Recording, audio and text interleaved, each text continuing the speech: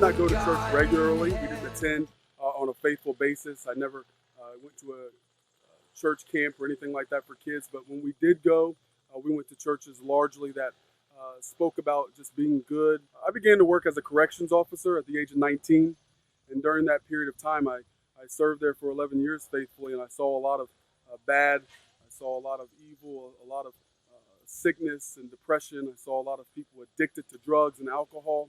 And in that time, I began to search for myself in the Bible, and through meeting my wife, who was already attending a Bible-believing church, I started to talk to men and ask questions and seek out for myself what the truth was. Yeah, I remember specifically I was watching a Christian film. My wife and my two sons at that time were born, and they were asleep. I worked third shift, so on my days off, I usually would be up late.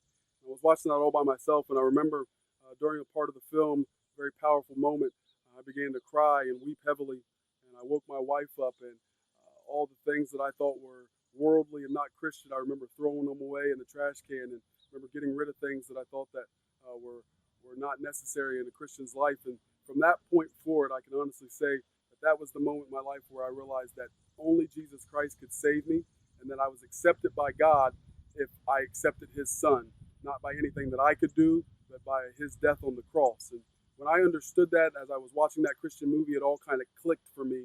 And at that moment, ever since then, I've been doing my very best to live for Jesus Christ because he died for me. One benefit that is the major benefit for me is that you have an eternal existence living with Christ, that you don't have to fear death because you know for sure that you are going to heaven with him. But while we are here on earth, one benefit that I see is that Jesus says that he'll never leave us or forsake us.